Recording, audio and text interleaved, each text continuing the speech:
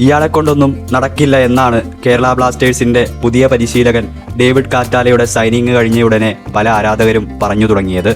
ഇവാനാശാൻ ആദ്യമായി വന്നപ്പോഴും എക്സ്പീരിയൻസ് കുറവുള്ള കോച്ച് എന്ന് പറഞ്ഞ് പലരും വിമർശിച്ചിരുന്നു. എൽക്കോയും കിബുവിക്കൂനയും കോച്ചായപ്പോൾ മാത്രമാണ് ഏറെ എതിർപ്പുകൾ ഉണ്ടാകാതിരുന്നത്. എന്നാൽ അവർ രണ്ടും പരാജയപ്പെട്ടു എന്നത് മറ്റൊരു കാര്യം.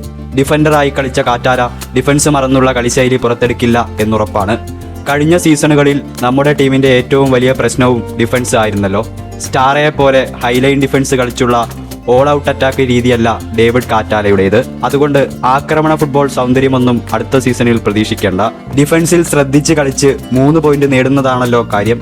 ആദ്യം പരിശീലിപ്പിച്ച ക്ലബിനെ ലീഗിൽ രണ്ടാമതെത്തിക്കാനും ക്ലബ്ബ് ചരിത്രത്തിൽ ആദ്യമായി അവരെ ചാമ്പ്യൻസ് ലീഗിന് യോഗ്യത നേടിയെടുക്കാനും ഡേവിഡിന് കഴിഞ്ഞു.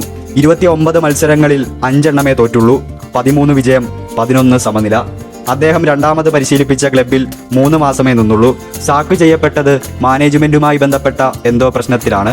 എന്നാൽ ക്രൊയേഷ്യൻ ക്ലബിലെ പെർഫോമൻസ് മോശമായിരുന്നു. 19 മത്സരങ്ങളിൽ 10 എണ്ണം തോറ്റു.